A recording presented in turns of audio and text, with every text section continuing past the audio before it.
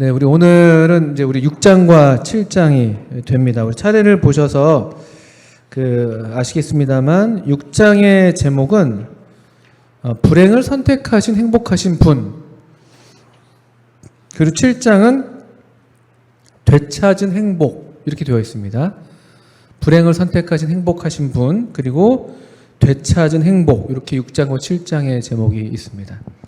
그러니까 행복이란 단어가 계속 우리 교재에서는 중요한 키워드로 관통을 하고 있는 걸 볼 수가 있습니다. 우리 하나님은 처음부터 사랑하셔서 영원히 행복하신 분이셨잖아요. 영원히 행복하신 사랑의 하나님으로 시작했다가 사실 이제 불행, 지금 우리 공과의 제목은 6장이 불행을 선택하신 행복하신 분인데, 사실 불행한 존재는 하나님이 아니시죠.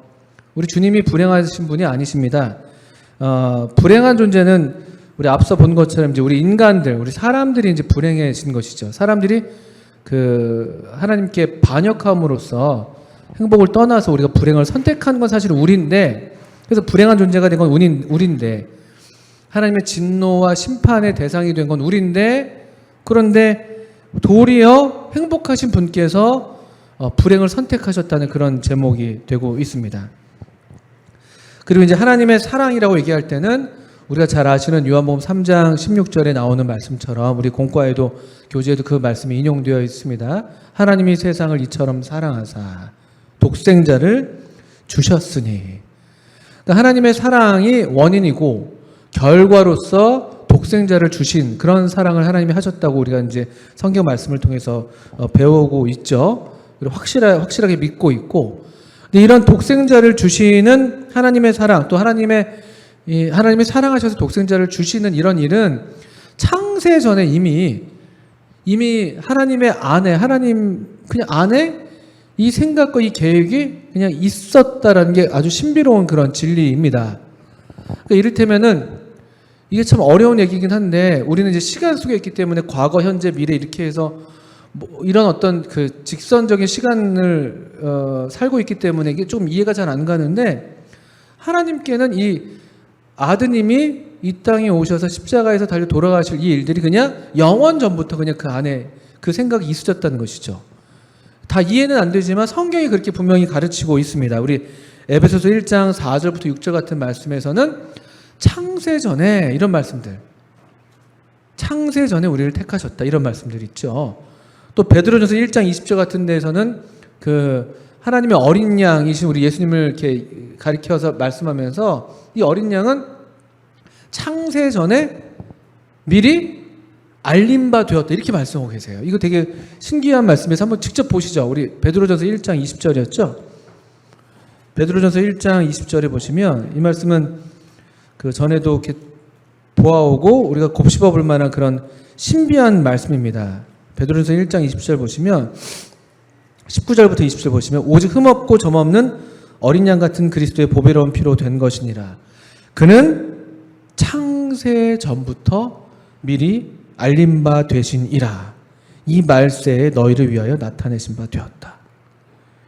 이 어린 양 같은 그리스도의 보배로운 피, 이 그리스도는 창세 전에 이미 그냥 미리 알림 바 되었다는 거죠. 이건 하나님께 미리 알려져 있었다는 거예요. 어느 날 갑자기 그냥 인간이 죄를 지었네, 어떡하지? 이렇게 해서 생겨난 어떤 하나님의 플랜이, 그런 계획이 아니라 창세 전에 이미 사람을 택하시기 전에 또 이미 하나님의 어린 양은 거기 계셨던 것이죠. 아주 신비한 그런 이 독생자를 보내시는 하나님의 사랑은 창세 전에 이미 있었던 그런 구속 계획이었다라고 우리가 분명히 볼 수가 있습니다. 그리고 이제 교재의 내용들을 쭉 훑어 이제 보시면서 이렇게 내용을 말씀을 드리겠는데, 이런 구원자에 대한 하나님의 약속은 지금 이 베드로전서 1장 20절도 보셨던 것처럼 창세기에서 인간이 범죄한 그 때에도 이미 벌써 이런 어떤 하나님의 계획, 구원자를 보내시겠다는 약속이 주어져 있었습니다. 창세기 3장 15절에 여자의 후손과 그 다음에 뱀의 후손, 이 여자의 후손과 뱀의 후손의 싸움이 예견되어 있고, 그런데 여자의 후손이 뱀의 후손을 이길 거라는, 그 머리를 짓밟을 거라는 그런 예언이 주어져 있죠. 어떤 승리의 그런 약속이 주어져 있는 것을 창세기 3장 15절에서부터 우리는 봐왔습니다. 그리고 그때 이미 또 그런 여제 후손에 대한 약속과 더불어서 그 아담이 자기의 수치를 가리기 위해서 무화과 나뭇잎을 엮어서 치마를 만들었을 때 하나님은 한 짐승을 잡으셔서 가죽옷으로 그를 입혀주셨다는 그런 그림에서 이미 벌써부터 하나님의 구원 계획은 이미 시작됐던 것을 이렇게 보게 되죠. 그리고 이런 구원자에 대한 하나님의 약속은 이스라엘 백성들이 갖고 있었던 하나의 소망이에요. 그 메시아, 여자의 후손이 오기를 항상 바라왔던 것이 이 이스라엘 백성들의 소망이었죠. 그래서 그런 구약의 아들을 낳을 때마다 그런 소망 가운데 아들들을 이렇게 받았겠습니다만 약속했던 그 메시아는 아니었습니다만 마태복음 1장 1절이 굉장히 중요한 말씀입니다. 이게 마태복음 1장 1절이 족보로 시작하는 그런 말씀이잖아요. 족보인데 여러분 마태복음 1장 1절에 족보가 어떻게 시작하는지 여러분 아십니까? 성경을 펴서 보시면은 어떻게 돼 있죠? 아브라함과 다윗의 자손 예수 그리스도의 계보다 이렇게 되어 있습니다. 그러니까 아브라함과 다윗의 자손 이 말은요, 그 이스라엘 백성들에게는 아주 중요한 그 민족의 창시자잖아요. 아브라함이 그렇고 다윗은 가장 이상적인 그 왕, 그리고 장차 오실 그 메시아를 예표하는 그런 왕이었거든요. 그러니까 아브라함과 다윗의 자손 예수 그리스도라는 말은요, 이 예수 그리스도가 바로 구약에서 우리가 그토록 기다려왔던 그 여자의 후손, 그 씨, 바로 그분이 여기 예수 그리스도 이렇게 얘기를 하는 것입니다. 이스라엘 백성들에게 이 호칭은 보통 호칭이 아니죠. 그냥 그대로 약속된 메시아가 바로 이분이다라는 것을 선언하는 그런 족보의 시작입니다. 그래서 구원자를 향한 이스라엘의 기대가 거기 담겨 있고 그 기대가 마침내 이제 예수님을 통해서 성취가 됐다는 그런 것을 보여주는 말씀이 마태복음 1장 1절의 그 족보의 첫 시작의 말씀입니다. 그래서 이런 그 기대 가운데 마침내 우리 구원자 되신 예수님이 약속하셨던 그분이 오셨어요. 우리 소위 말하면 첫 번째 크리스마스가 되겠죠. 근데 이제 우리가 잘 아시는 것처럼 이것도 참 놀라운 신비입니다.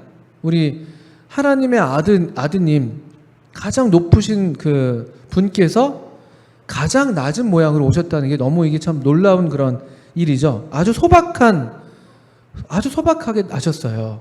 우리 다 아시는 것처럼. 오늘날 그래도 우리가 믿는 성도들이 그래도 크리스마스 성탄을 기념하면서 나름대로 축하도 하고 이렇게 좀 꾸미고 하고 있지만 사실 그때는 그런 크리스마스 트리도 없었을 거고요. 선물 같은 것도 없었을 거, 뭐 선물이 있긴 있었군요. 동방 박사들이 나중에 좀 와서 선물을 주긴 했었으니까. 어떻든 간에 아주 소박하게 탄생하셨죠. 구유에서 나시고. 그 성경에서 보시면 외모도, 예수님의 외모가 그렇게 훌륭하신 분은 아닌 걸로 우리가 보통 이해합니다. 참 위로가 되는 말씀이에요. 근데 너무 이제 서양 영화에서 예수님 하면 너무 막 금발에 너무 잘생긴 배우들이 나와서 연기를 하는데 아마 실제로 예수님은 그렇게 잘생긴 눈에 띄는 그런 외모는 아니었을 겁니다. 정말 감사하죠. 뭐 그런 거죠. 뭐 이렇게 흠모할 만한 것이 없었다. 이런 표현들을 하시잖아요. 그 실업 멸시를 받은 바 되셨다. 이런 말씀들도 그 예언되어 있고요. 그래서 더 놀라운 것도 사실은 예수님이 그냥 아담이 그랬던 것처럼 아담도 처음 날 때 이 세상에 이렇게 있게 될 때 다 큰 성인으로 이렇게 지어졌잖아요. 예수님도 사실 그냥 그렇게 딱 오시면 되는 거 아니겠습니까? 30살쯤 되셔가지고 건장한 청년으로 딱 오셔서 구원색을 이루시면 될 것 같은데 아주 유약한 그런 어린아이로 오셨다는 것도 참 신비한 일입니다. 그 마리아의 태에 10달 동안 있을 수밖에 없었고 너무 신비한 일이죠. 우리 저기 아기 안고 있는데 예수님이 저렇게 아기였다는 거예요. 누가 어떤 아기를 보면서 날 때부터 메시아다 이렇게 누가 생각했겠습니까? 아무도 생각하지 못했을. 그러니까 아무도 알아보지 못했고.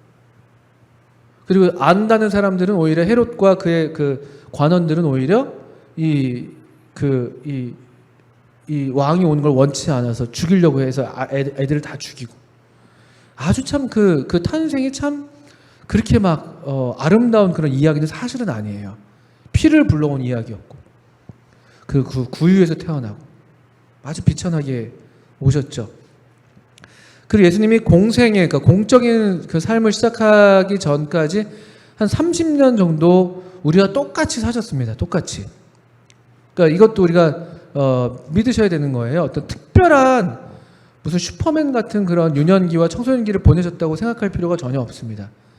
북한의 김일성은 그 자신의 유년 시절을 엄청 막 이상하게 만들어놔서 뭐 나뭇잎을 타고 대동강을 건넜네 뭐 이런 얘기 한단 말이에요. 그런 거 전혀 없습니다.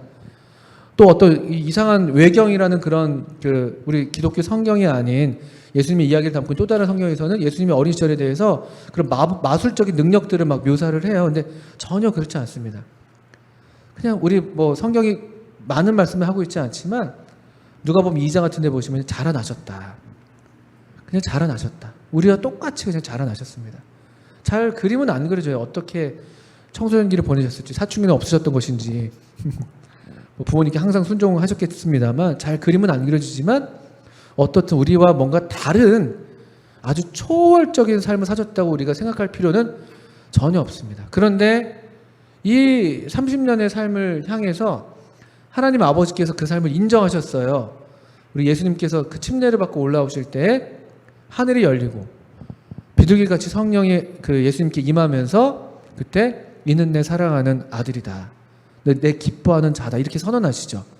그는 단순히 그냥 그 침례 받으셨던 그 한순간의 그 순종의 행위에 대한 평가라기보다는 그 순종의 행위로 침례의 자리까지 이 요한에게 침례 받는 데까지 나아오신 예수님의 공생애에 대한 하나님의 선언이에요. 인정이라고 보시면 되는 것이죠. 그러니까 아주 하나님께서 기뻐하시는 그런 삶을 사셨어요. 그리고 그분의 공생애를 요약하는 말씀은 사도행전 10장 38절에 나오는 말씀이죠. 그래서 두루 다니면서 착한 일을 행하셨다. 하나님께서 성령을 그에게 기름 붓듯 부으셔서 성령님을 힘입어서 성령님 안에서 우리 주님께서 공적인 삶을 사셨습니다. 그래서 두루 다니시면서 기적을 행하시고 병든 자를 고치시면서 착한 일을 행하셨습니다. 우리 예수님은 이 땅에 사실 때 완전한 사람이셨어요. 우리랑 똑같은 사람이셨습니다. 그래서 또 완전히 하나님이셨습니다. 한 번도 예수님이 하나님이 아니신 적은 없어요. 그것도 이게 되게 신비로운 진리인데 성경은 그대로 이렇게 말씀하고 계시는 거예요. 우리 예수님은 이 땅에 계실 때 완전히 사람이셨고 완전히 하나님이셨습니다. 뭐 어느 순간은 사람이었다가 어느 순간 갑자기 하나님이 되시고 이런 게 아니에요. 그 예수님의 어떤 그 초자연적인 기적도 그 하나님의 신성이 그에게 나타나는 것이라고 볼 수 있지만 성령님을 힘입어서 그렇게 우리 예수님께서 그 기적을 행하셨다고 우리가 이렇게 믿을 수가 있어요. 성경에서 그렇게 가르치고 있어요. 그래서 완전한 사람 또 완전한 하나님으로 이 공적인 삶을 사셨어요. 그리고 이 예수님에 대해서 사람들은 아주 다양한 반응을 보였죠. 어떤 사람은 잘 믿기도 하고 따르기도 하고 어떤 사람은 말도 안 되라고 거절하기도 하고 그게 오늘날도 똑같습니다. 오늘날도 여기 앉아 계신 성도님들은 이게 너무 신기한 거예요. 이런 예수님을 믿을 수 없는 분이에요. 믿을 수 없는 분이라고 말하면 뭐라고 표현하면 될까요? 참 믿기 어려운 그런 사실이에요. 어떤 사람이 여기 살았는데 이 사람은 사람이었어. 그리고 이 사람은 또 하나님이야. 이런 분을 우리가 지금 믿고 있는 거예요. 이게 너무 사실 믿기 어려운 일이잖아요, 사실은. 그런데 우리가 지금 그런 믿음을 갖고 여기 앉아 있는 게 사실은 저 어떨 때 기적인 것 같아요. 믿음이라는 게. 어떻게 이런 분을 믿을 수가 있는지. 사람들도 그랬습니다. 예수님이 정말 성령님께서 도우셔서 믿는 사람들도 있었고, 말도 안 돼. 뭐 예수님의 형제들은 미쳤다고 그랬잖아요. 그렇죠? 또 많은 유대인들은 죽이려고 덤벼들었고, 뭐 등등등. 호기심을 품었던 사람들도 있고, 아주 뭐 다양한 각종 반응들이 있었습니다. 이게 오늘날도 마찬가지죠. 이제 그럼에도 불구하고 예수님은 사람들의 반응에 어떤 자신의 삶의 어떤 뭐 목적이랄까 삶의 방식을 바꾼 적은 한 번도 없으세요. 그냥 딱 유일한 한 목적으로 이 땅에 오셔서 사셨습니다. 그게 자기 목숨을 많은 사람의 대속물로 주려 한다. 그리고 선한 목자는 양을 위해서 목숨을 버린다. 이 유일한 그냥 목적, 이건 흔들린 적이 없으세요. 사람들이 아무리 막 뭐 5,000명 이상 되는 사람들이 따르면서 우리 왕이 되십시오 막 그랬잖아요. 우리 그 오병이어 기적 같은 데서는요. 엄청 많은 사람이 따랐을 때에도 전혀 흔들리지 않았고, 그리고 또 오히려 사람들이 막 이렇게 배척할 때에도 그냥 전혀 흔들리지 않으셨고 그냥 자기의 길을 가셨죠. 그 길은 자기의 목숨을 많은 사람의 대속물로 주려 하시는 분명한 삶의 목적이었죠. 그분의 삶의 목적은 죽으심이었어요. 죽으심. 이게 참 아이러니죠. 그분이 이 땅에 사신 목적이 죽음이었습니다. 죽음. 그리고 아시는 것처럼 이 십자가에서 이렇게 달려 돌아가셨는데 우리 교재가 참 이 십자가 처형에 대해서 상세하게 묘사를 해주고 있어서 우리 교재를 보시면 정말 예수님이 얼마나 고생하셨는지 너무 정말 이렇게 마음이 아프게 우리가 볼 수가 있습니다. 십자가는 성경의 중심이에요. 십자가와 부활. 예수님이 오셔서 십자가에서 돌아가지 않으시고 부활하지 않으셨다면 우리랑 사실 아무 상관 없으세요. 그냥 사셨다가 역사상 사셨다가 가시고 그냥 뭐 이런 사람 있었나 보다 이 정도로 끝나는 것이지만 예수님이 십자가에서 죽으셨기 때문에 이게 우리와 관련 있는 일이 되는 겁니다. 또 예수님이 죽으셨다가 부활하셨기 때문에 이게 우리한테 의미가 있는 거예요. 그래서 성경에서 또 예수님의 사역에서 가장 중심이 되는 것은 십자가와 부활이에요. 십자가와 부활. 오늘 이제 우리 주제가 바로 그것이죠. 그래서 십자가는 성경이 중심이다라는 것을 분명히 이해하실 필요가 있겠죠. 갈라디아서 6장 14절에서도 사도 바울은 십자가, 그리스도의 십자가 외에는 내가 자랑할 것이 없다. 또 고린도전서 2장 2절에서도 우리가 전하는 것은 우리 십자가에 못 박히신 그리스도를 전한다. 내가 너희 가운데 있을 때에는 이 십자가에 못 박히신 그리스도 외에는 다른 걸 알기를 내가 원하지 않았다.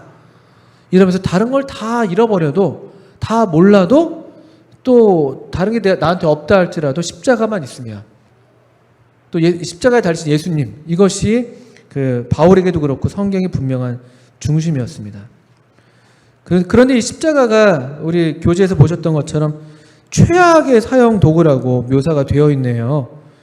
아주 끔찍한 사형 도구네요. 보니까 그렇죠. 159쪽 이후에 나와 있던 거예요. 159쪽에 끔찍한 십자가 하면서 정말 끔찍하고 고통스러운 사형 도구였고, 주전 6세기경에는 6세기에 페르시아인들이 고안한 사형 방법이라고 되어 있고, 십자가라는 단어는 그냥 아예 로마 시민들은 그냥 몸서리치게 싫어하는 그런 단어였다고 되어 있고요. 십자가에서 십자가 처형을 통해 사람을 죽일 때 그 사인, 그 죽음의 원인은 질식사에 가깝다고 얘기하고 있네요. 뭐 과다출혈이나 그런 게 아니라 질식사라고 해서 그것을 아주 묘사를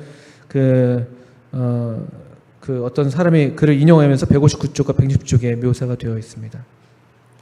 그리고 또 십자가 처형 장소가 오늘날 우리나라 사형제도가 있지만 사형이 지금 실시되지 않은 지가 뭐 수십 년 됐다고 그러더라고요. 근데 우리가 보통 사형할 때 그래도 뭐 어느 나라든 간에 다 이렇게 그냥 정해진 장소에서 사람들 안 보는 데서 하는 건데, 이 십자가 처형은 또 공개된 공간에서 십자가 처형을 했다고 되어 있네요. 그래서 공포감, 고통, 수치심, 이 예수님의 십자가에 대한 묘사에서 여러분들 마음에 어떤 게 더 특별히 새롭게 다가오고 더 마음에 아프게 감동이 되는지 모르겠습니다만, 저는 좀 저한테 새로웠던 것은 십자가가 생각보다 높이 달려있지 않았다는 거. 여기 보시면 160쪽 아래쪽에 보면 십자가는 그렇게 높지 않았대요. 아주 높게 다는 게 아니었다고 그러죠. 그래서 지나가는 사람들이 침을 뱉을 수 있을 정도로, 침 뱉으면 높으면 자기 얼굴이 떨어지니까 안 되잖아요. 근데 어느 정도 침 뱉으면 그게 가닿을 정도의 높이, 얼마든지 가까이서 보면서 조롱할 수 있을 높이였다는 게 참 저한테 조금 이렇게 새롭게 다가왔어요. 우리 예수님이 당하셨던 수치가 참 이게 정말로 다 고통도 고통이지만 이 수치가 말로 다할 수 없다는 것이죠. 그분은, 우리 주님은 이제 확실하게 죽으신 것이 요한복음 19장 34절에서 그 되게 흥미로운 묘사잖아요. 물과 피. 물과 피가 창으로 찔렀을 때 물과 피가 나왔다는 거. 그래서 그냥 단지 피가 나온 게 아니라 물까지 같이 나왔다는 게 그때 이미 완전히 정말 의심의 여지 없이 실제로 돌아가셨다는 그런 하나의 의학적인 증거가 되는 것을 보게 됩니다. 요한복음 19장 34절이죠. 근데 제일 중요한 건 이거예요. 예수님의 십자가, 또 죽음의 의미가 무엇이냐. 예수님은 십자가를 알고 오셨잖아요. 십자가에 달려 돌아가시려고 이 땅에 오신 게 그분의 목적이셨어요. 그분 삶의 목적이셨는데도 불구하고 예수님은 아주 심히 고민하고 두려워하셨습니다. 십자가 앞에서. 이 부분은 정말 곱씹어서 우리가 좀 볼만한 부분인데요. 예수님께서 두려워하시고 고민하셨던 그 이유가 뭐냐? 이건 이렇게 우리 교재도 그렇지만 이렇게 이해할 수 있습니다. 사실 우리도 다 죽음을 두려워하죠. 근데 우리는 사실 생각만큼 좀 표현이 어떻게 할지 모르겠어요. 저도 뭐 그런 경험이 없어서 뭐라 말씀드리긴 어렵지만 제가 이렇게 말씀을 이렇게 이해하건대 사람들은 죽음을 두려워하고 죽음에 대해서 고민하지만 정말 두려워만큼 두려워하지 않습니다. 정말 내 마음이 심히 고민하여 뭐 죽게 되었으니라고 예수님 말씀하셨는데 우리도 죽음에 대해서 고민하지만 정말 고민할 만큼의 고민하지 않을 거예요. 왜냐하면 사실 우리는 이미 죽어 있으니까. 우린 죽음이랑 그렇게 먼 사이가 아니에요. 우리가 살아있다고 얘기하지만 우린 지금 다 죽어가고 있는 존재잖아요. 또 그냥 영적으로는 다 죽어있고 우리는 어떻게 보면 그냥 죽음에 둘러싸여서 살고 있어요. 사망의 그늘에 주저앉아. 그래서 죽음을 실감하는 게 그렇게 생각보다 그렇게 우리한테는 그게 낯설진 않을 수도 있다고 생각해요. 근데 왜 예수님이 이렇게 십자가 앞에서 이렇게 두려워하셨는가라고 할 때는요. 예수님이야말로 유일하게 정말 죽음을 죽음으로 인식하실 수 있는 분이었다고 생각해요. 왜냐면 그분은 죽음과 상관없는 분이시거든요. 생명의 근원이시고 생명을 공급하시는 분이시고 생명의 유지자시고 죽은 자를 살리시는 분이시고 그분이 생명이셨어요. 내가 곧 길이요 진리요 생명이다. 그러니까 생명이신 분이기 때문에 그분이야말로 정말 죽음이 얼마나 몸서리치기에 두려운 것인지 죽음이 뭘 의미하는지 이게 얼마나 두려운 일인지를 그분만큼 제대로 알고 반응하는 그런 건 없는 것 같아요.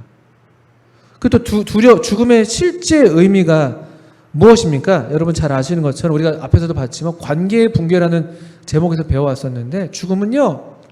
너가 정녕 죽으리라 하셨던 그 창세기에서 그 말씀의 그 결과로서 우리가 겪는 것이었잖아요. 관계가 그냥 끊어지는 거예요.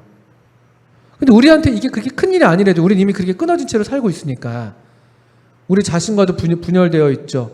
사람들과도 분열되어 있죠. 자연과도 분열되어 있죠. 하나님과도 다 분열되어 있잖아요. 우리한테는 이 죽음의 생각만큼 사실은 무섭다고 하지만 그렇게 무섭지 않은 거죠. 근데 예수님은 이 관계의 어떤 분리라는 걸 일절 모르시는 분이시거든요. 예수님 자신, 어떤 불일치가 있으실 수가 없고, 하나님과의 관계, 전혀, 한 번도 하나님과의 관계가 떨어진 적이 없으시고, 그 영원한 삼위일체로서, 또 사람들과의 관계에서 마찬가지죠. 사랑하실 수 있을 만큼, 그냥 원하시는 만큼 사랑하실 수 있는 분이셨고, 사랑받으시는 분이셨고 자연들도 마찬가지예요. 예수님 말씀에 자연들이 다 순종했잖아요. 그냥 바람과 물결들도 그냥 다 순종했잖아요. 그래서 이 사람이 누구인가라고 얘기할 정도였잖아요. 그러니까 예수님이야말로 정말 죽음이 뭔지를 아시는 유일한 분이신 것이죠. 그러니까 우리가 이해하지 못하는 그런 두려움을 예수님은 가지셨습니다. 그리고 그것 중에서 가장 큰 두려움은 우리 마태복음 27장 46절이죠. 예수님이 십자가에서 부르짖었던 그 부르짖음. 나의 하나님, 나의 하나님, 어찌하여 나를 버리셨나이까? 이 질문이 함축하는 그런 바가 바로 그것입니다. 하나님으로부터 버림받는 것은 예수님에게는 견딜 수 없는 공포예요. 우린 이게 공포가 아니에요. 이미 그렇게 살고 있으니까. 잘 모르죠.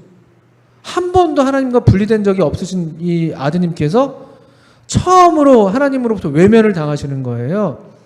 단순한 외면이 아니에요. 버리는데 그냥 버리는 게 아니라 우리 고린도후서 5장 21절 같은 말씀 보시면 죄를 알지도 못하시는 분이신데 그분이 우리를 대신해서 죄가 되셨다.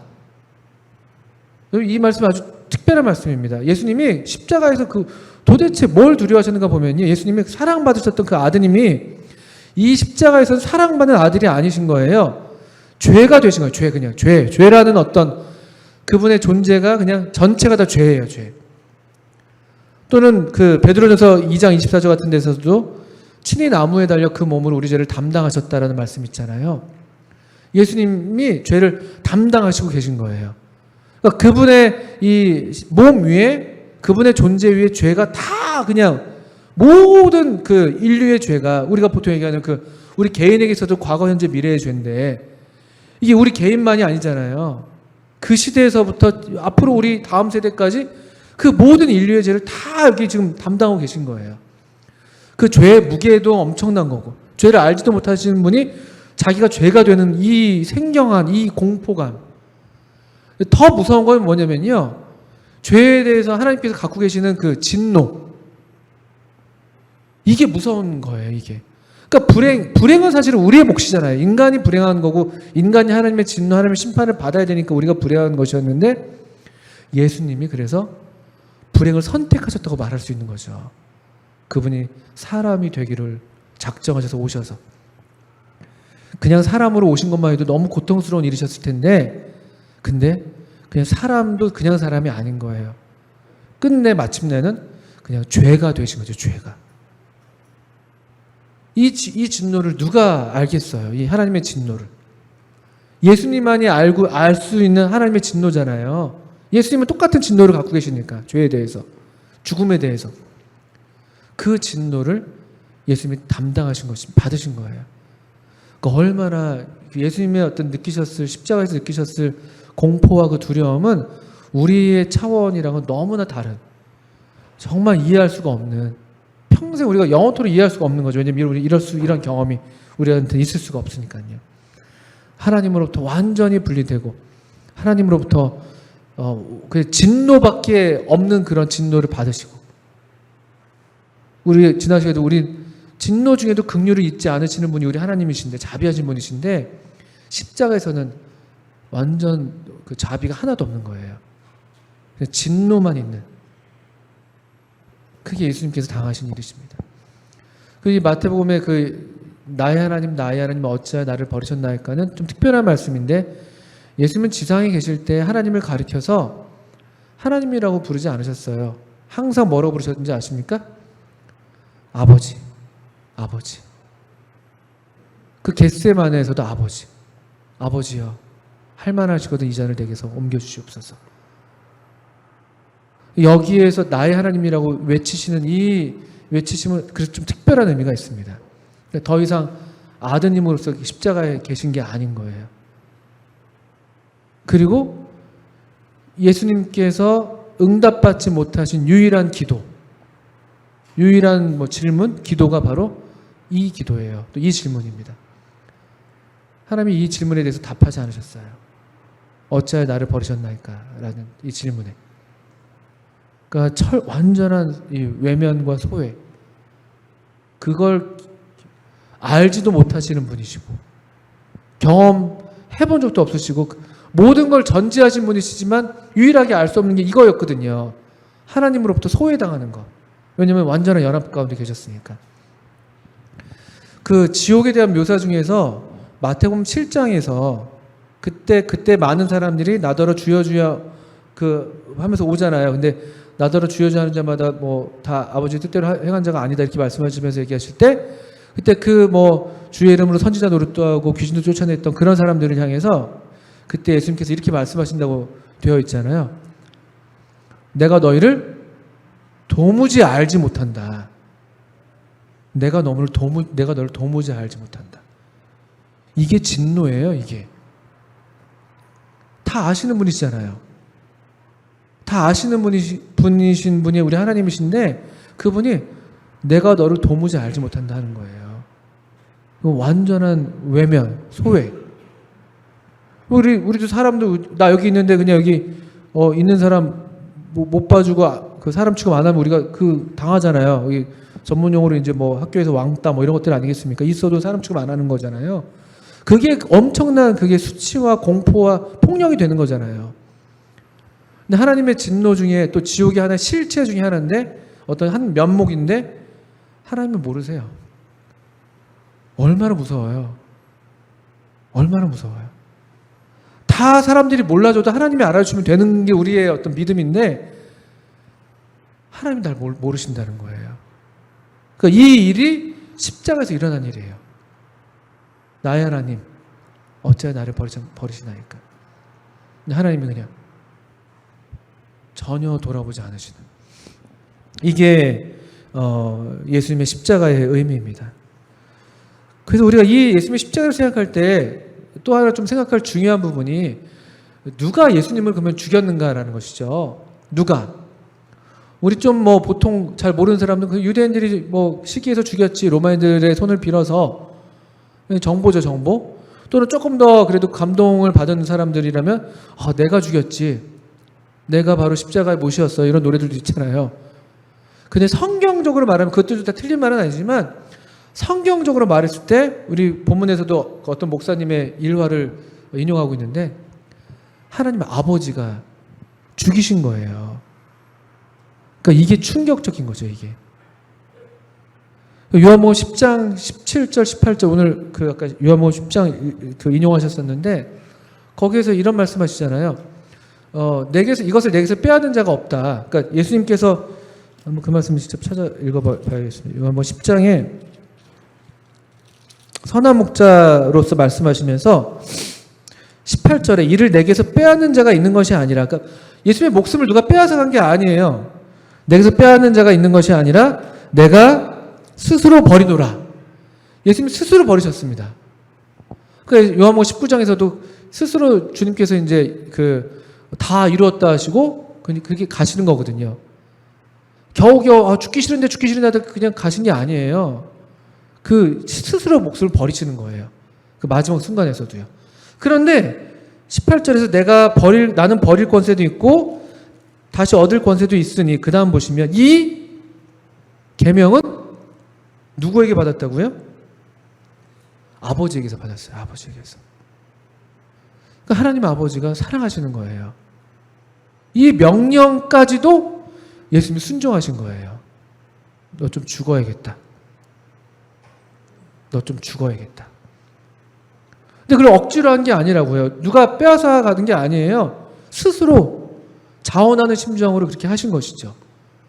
근데 여기 이 아주 신비한 말씀이에요. 이 계명은 내가 아버지께서 받은 거야. 얼마나 그러니까 하나님께서 이 아드님을 얼마나 사랑하실 만큼 사랑하시겠습니까? 이렇게까지 순종하시는 아드님이시니. 이런 분이십니다. 이런 분.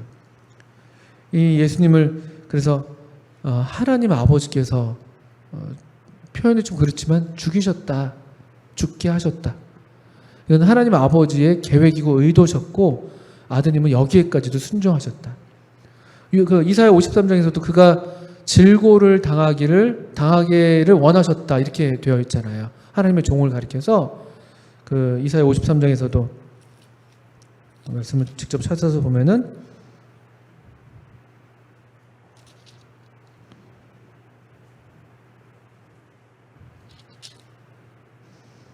53장 10절이군요. 여호와께서 그에게 상함을 받게 하시기를 원하사. 그러니까 여호와께서 원하셨다고 되어 있어요. 질고를 당하게 하셨은즉 이렇게요. 여호와께서 원하신 죽음이시다. 얼마나 이게 참 그러니까 인간이 고안해낼 수 없는 그런 이야기예요. 이런 이야기는요. 어느 신화에서 어느 뭐 종교에서 이런 이야기가 있어요. 오히려 사람 보고 네 아들 바쳐라 이렇게 하는 신들이 있잖아요. 인신공양하는 신들. 그런 나쁜 신들이 있잖아요. 근데 도리어 하나님이 자신의 아들에게 이렇게 죽게 하는 그런 이야기는 저는 아무리 봐도 본 적은 없는 것 같아요. 이 놀라운, 그러니까 우리가 지금 듣고 있는 이야기는 정말 놀라운 이야기입니다. 사람의 지혜로 만들어내는 이야기가 아니죠. 그럼 7장에 여러분 이제 되찾은 행복이라고 되어 있습니다. 되찾은 행복.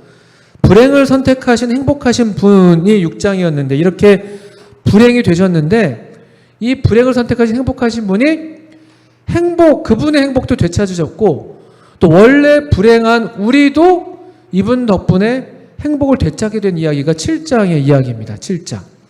그리고 6장이 그 불행의 이야기로 십자가가 그 불행의 그 최절정이었다면 이 다시 되찾은 우리로 행복을 되찾게 하기 위해서 일어난 사건은 무엇이냐면은 부활입니다. 부활.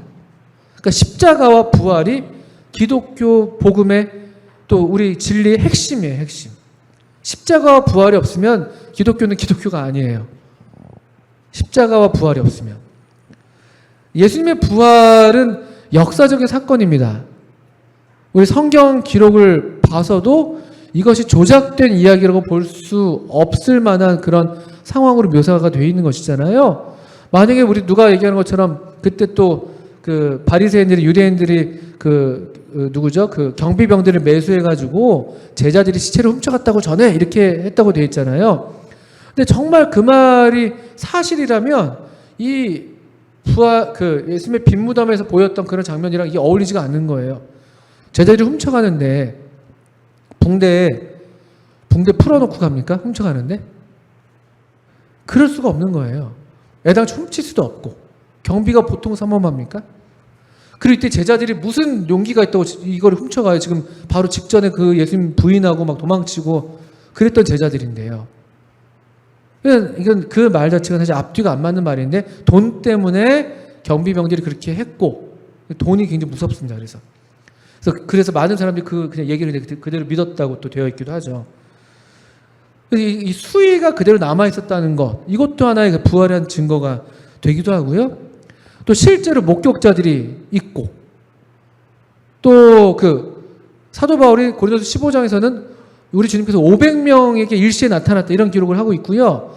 그 중에 태반은 살아있다고 얘기해요. 태반은 살아있다. 그 말은 뭐냐면은 가서 물어보라는 거예요. 그러니까 다수의 증언이 있는 거예요. 이런 증거들. 또 성경을 보니까 예수님의 최초의 부활하신 예수님의 최초 목격자가 누구였죠? 누굽니까?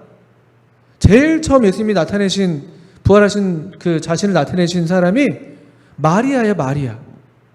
근데 여러분, 청년 시간에 말씀드렸습니다만, 여러분, 그 당시에 여성의 증언의 효력은 없어요. 여러분, 오병이어 기적에서 수를 셌는데 몇천 명 있었죠? 5천 명인데 어떻게 5천 명이었습니까? 여자와 어린아이를 빼고 5천 명이었어요. 여자와 어린아이는 그때 그 문화에선 수혜에 들지 않았었어요. 아주 천시받았던 그런 문화였기 때문에 여성의 증언은 그 당시에 법정 효력이 없었다고 그래요. 근데 부활하신 예수님이 마리아에게 나타났다는 기록이 성경에 나와 있어요. 그 말은 거꾸로 말하면 지어낸 이야기가 아니라는 거예요. 만약에 지어냈다면 그렇게 지어내면 안 돼요. 믿을 만한 게 지어내야 되지 않겠습니까? 근데 굳이 마리아 이야기를 넣는 이유는 그게 사실이기 때문이에요. 이런 게 성경의 사실을 나타내는 하나의 흥미로운 그런 부분들입니다. 또는 이를테면 이건 딴 얘기지만 디모데 후서에서 사도 바울이 디모데한테 편지를 막 쓰는데 뜬금없이 너 자주 나는 네 위장병 때문에 물만 마시지 말고 포도주 좀 마셔라 이런 얘기해요. 근데 이게 문맥이랑 상관이 없어요. 지금 아주 말세에 고통하는 때가 있고 굉장히 긴박한 메시지를 주고 있는데 갑자기 너무 개인적인 사적인 굳이 성경이 있을 수도 없어도 될 것 같은 그런 이야기가 있는 거예요. 그거는 거꾸로 말하면 뭐냐면 이게 그냥 정말 지어낸 편지가 아니라 실제 편지라는 뜻이에요. 만약에 잘 고안해내는 어떤 기독교 문서를 만들려면요 그런 말도 필요 없죠. 필요 없어요. 굳이 디모데한테 갑자기 괜히 또 그것 때문에 포도주 좋아하시는 분들 포도주 마셔도 되지 않냐 이러고 이런 그런 논쟁적인 말을 넣을 필요가 없잖아요.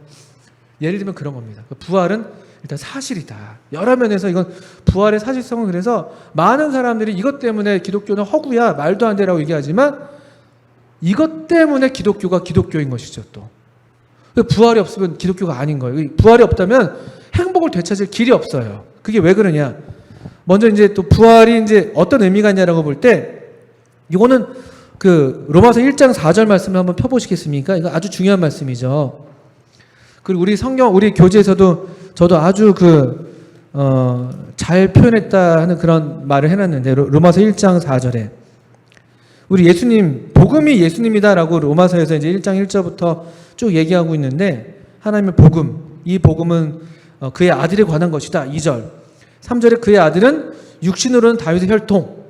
4절을 보시면 성결의 영으로는 죽은 자들 가운데서 부활하사 능력으로 하나님의 아들로 선포되셨으니 곧 우리 주 예수 그리스도. 최고의 타이틀입니다. 가장 완벽한 타이틀. 우리 주 예수 그리스도. 하나님의 아들 우리 주 예수 그리스도.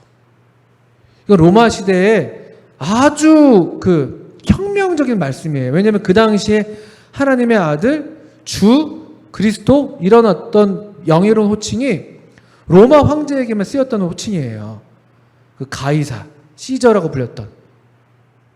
여기 지금 이 로마서의 서론에서 우리 예수님을 향해서 하나님의 아들, 우리 주 예수 그리스도. 이거는 대단한 사실 혁명적인 메시지인 것이죠. 근데 그렇게 얘기할 수밖에 없는 이유가 뭐냐면 4절에 보시면 이렇게 선포될 수밖에 없고 이렇게 인정될 수밖에 없는 이유가 뭐냐면요. 바로 부활이에요, 부활. 성결의 영으로는 성령님이죠. 성령님으로 인해서 죽은 자들 가운데서 부활하사 능력으로 하나님의 아들로 선포됐다. 하나님의 아들. 하나님의 아들로 선포됐다. 또 디모데전서 3장 16절에서도 이 크도다 경건의 비밀이여라고 아주 그 경배 찬송을 올리면서 3장 16절에도요. 디모데전서 크도다 경건의 비밀이여 그렇지 않다느니 없도다. 그는 육신으로 나타난 바 되시고 영으로 의롭다 하심을 받으시고 영으로 의롭다 하심을 받으시고 이렇게 되어 있죠. 아까 성결의 영, 성령님으로 하나님의 아들로 선포됐다는 것을 디모데서 3장에서는 의롭다 하심을 받으셨다 이렇게 얘기하고 있어요. 그래서 우리 교재에서 아주 재미있는 표현 만들었습니다. 예수님의 칭의. 예수님이 의롭다 하심을 얻은 거. 우리도 의롭다면 얻었다고 우리 칭이라는 말을 쓰잖아요. 예수님도 칭의를 얻으셨다는 거예요. 뭘로 말미암아서? 부활로. 왜 이게 이런 논리가 성립이 되냐면 이게 또 왜 중요하냐면은 죽으셨기 때문이에요. 근데 예수님 만약에 죽으시고 그대로 끝났으면 여러분 죽음은 로마서 6장에서 잘 아시는 것처럼 죄의 삭슨 사망이요. 이게요. 그러니까 죽음은 죄의 결과예요. 죄의 결과. 그렇지 않습니까? 우리 처음부터 죄의 결과잖아요. 근데 예수님이 그냥 죽으셨어. 그러면 만약에 죽었는데 부활하지 않으시면 예수님도 그냥 죄의 삭스를 받으시는 거예요. 예수님도 그냥 그 정말 죄인이 되셔서 죄가 되시고 죄를 짊어지셔서 죄인으로 죽으신 거고 근데 그걸 끝이야. 예수님도 끝이고 우리도 끝이에요. 아무 의미가 없어요. 예수님의 죽으심이. 그냥 선량한 사람의 비극적인 죽음이어서 슬퍼할 수는 있어도 아무런 능력이 없는 거예요. 예수님께도 아무 의미가 없고 우리랑도 아무 상관이 없는 일이 되는 거예요. 그런데 하나님께서 성령님으로 말미암아 그분을 죽은 자 가운데 다시 살리셨다는 것은 무엇이냐면은 이런 선언이 되는 것이죠. 이 예수는 자기 죄 때문에 죽은 것이 아니다. 이 예수의 죽음을 통해서 내가 모든 죄의 값을 다 치렀다는 하나님의 하나의 이 선언이 되는 거예요. 완전한 영수증이 되는 거예요. 완전한 영수증. 죄의 문제가 완전히 끝났다는. 이 예수의 죽음이 모든 그 인류의 모든 역사의 죄값을 다 지불하고 완성됐다는 거예요. 그 예수님께서도 다 이루었다라고 10장에서 말씀하셨는데 예수님은 그렇게 말씀하셨고 하나님 아버지는 그 하신 말씀과 십자가 사역을 완전히 인정하셨다는 거예요. 그렇다. 이제 됐습니다. 이런 의미에서 이 부활이 그래서 칭의, 예수님의 칭의가 되고 죄의 형벌, 죄의 대가가 다 끝났다는 그런 의미가 되는 것이고 예수님은 의로우신 분이시구나. 예수님은 자기 죄 때문에 죽으신 게 아니구나라고 우리가 분명하게 알게 되는 것이죠. 그래서 이게 우리와 아주 밀접한 관계가 있는 게 이게 우리가 그 전에 우리가 아담의 후예로 태어났을 때 이 죄의 전가라는 단어를 배웠습니다. 죄의 전가. 옮아가는 거죠. 옮아가는 거. 이 죄가 아담 안에서 죄가 우리한테 전가됐다면은 이 둘째 아담, 이 둘째 사람을 통해서는 이 예수 그리스도를 통해서는 이제는 이 의가 예수님의 칭의, 예수님이 얻으신 그 의가 우리에게 전가되는 거예요. 얼마나 이치에 맞아요. 얼마나 이치에 맞습니까? 얼마나 하나님이 공평하세요. 그래서 맨날 사람들 내가 왜 죄도 안 졌는데 아담에게서 태어났다 내가 보고 죄인이래.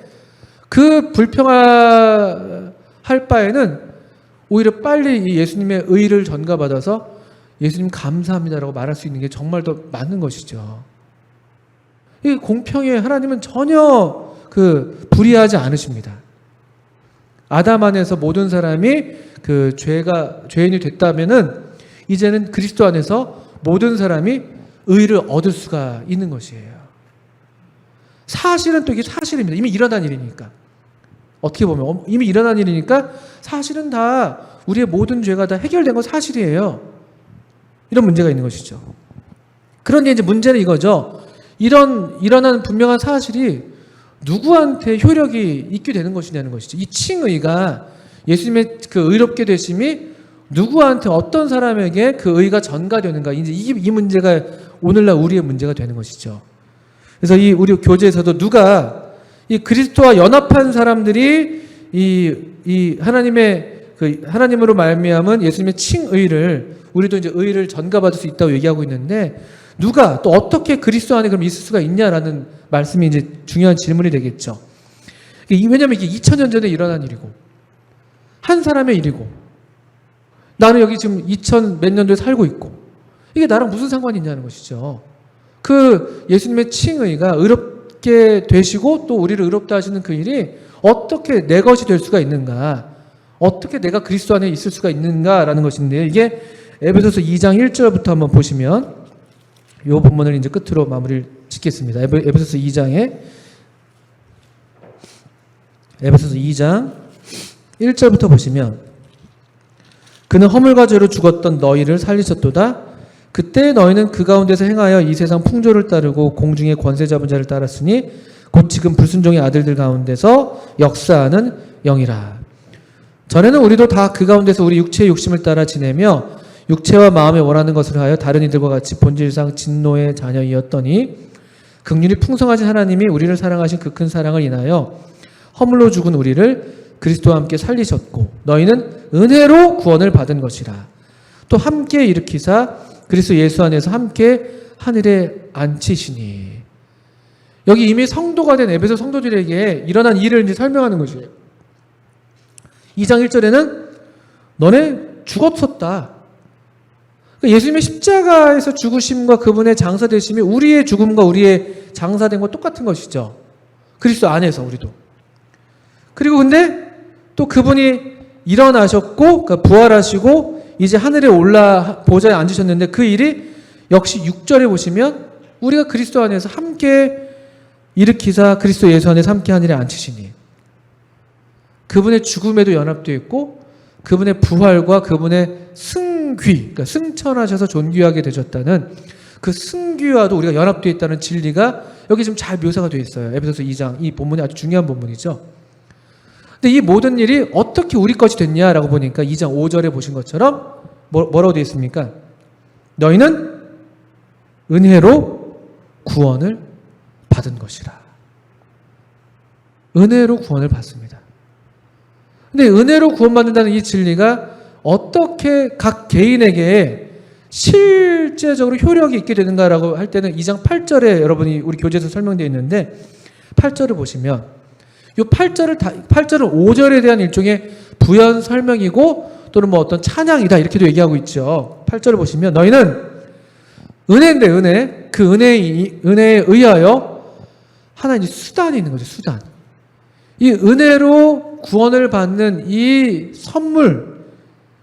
선물이 어떻게 우리의 것이 되느냐라고 할 때 하나의 수단이 있는 거예요.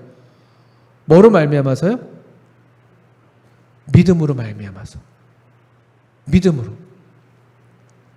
이 예수님을 믿는 믿음으로 말미암아, 이 예수님이 정말 하나님의 아들이신데 사람이 되셔서 내 죄를 대신하셔서 죽으시고 부활하시고 의롭다고 선포가 되셨는데, 또 그래서 나의 죄도 그래서 다 용서가 됐구나, 그렇게 믿는 믿음이 되는 것이죠. 그렇게 믿어지는 거죠. 또 어떻게 보면 우리의 경험을 보면 또 우리가 믿는다고 해서 믿는 것도 아니니까 믿어지는 것이죠. 어떻든 이것이 우리의 것이 되는, 이 하나님의 선물이 정말 내 것이 되는데 중요한 그렇게 작용되는데 중요한 수단 또는 도구, 방법은 믿음으로 말미암아. 믿음으로 말미암아. 얼마나 이게 놀라운 것이에요. 그러니까 믿음으로 말미암는 구원, 믿음으로 우리가 행복을 되찾고. 그러니까 성도들의 삶은 사실 그래서 여러 모양으로 그냥 믿음으로 사는 삶이 되는 것이죠. 이 예수님을 믿는 믿음. 믿음으로 말미암아.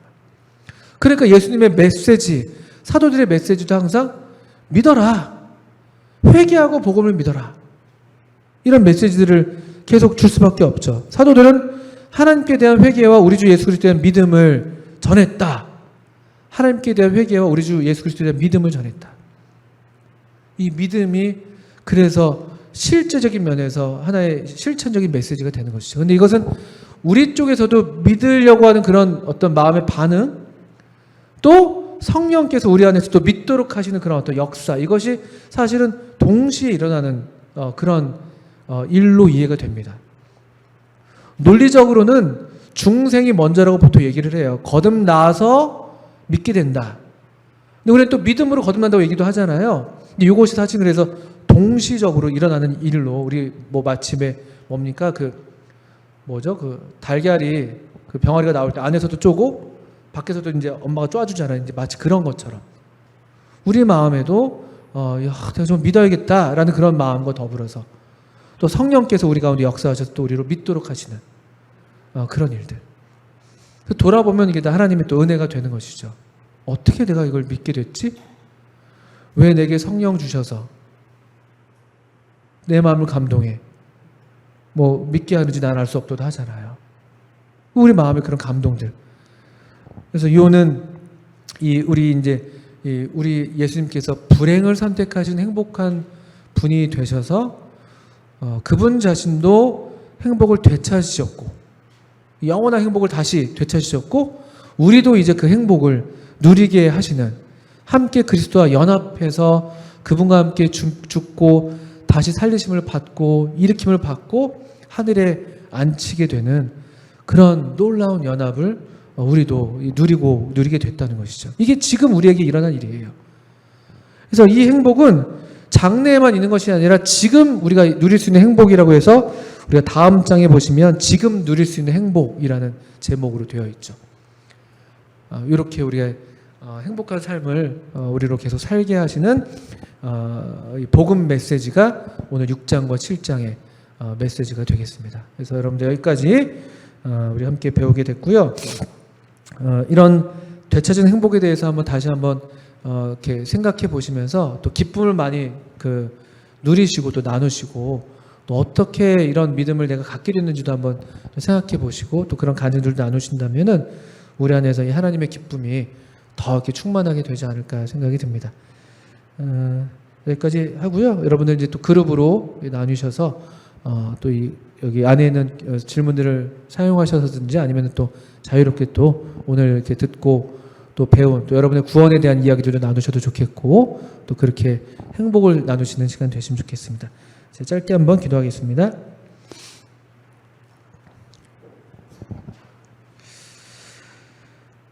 아버지 하나님, 참 우리를 사랑하신 사랑이 너무나 기이하고 놀라워서 이 사랑을 가리켜서 저희가 거룩한 사랑이라고 부를 수밖에 없습니다. 또 저희들의 연약으로 말미암아 이 거룩한 사랑을 다 알 수도 없고 또 이해할 수도 없지만 그러나 성령께서 우리 마음에 계속 역사하셔서 이 사랑을 우리 마음에 또 부어주시고 또 하나님의 사랑으로 우리 마음을 감동하셔서 저희로 정말 우리를 사랑하신 하나님을 믿고 또 이 믿는 믿음으로 우리도 하나님을 사랑하게 해주신 것을 참 감사합니다. 주님 도우셔서 또 우리 성도, 우리 형제 자매님들이 함께 교제 나눌 때에도 또 하나님의 사랑이 우리 가운데 풍성하게 나타나게 하시고 또 그래서 서로의 기쁨이 충만하게 되는 복된 시간 인도해 주시기를 기도합니다. 예수님의 이름으로 하나님 아버지께 기도합니다. 아멘.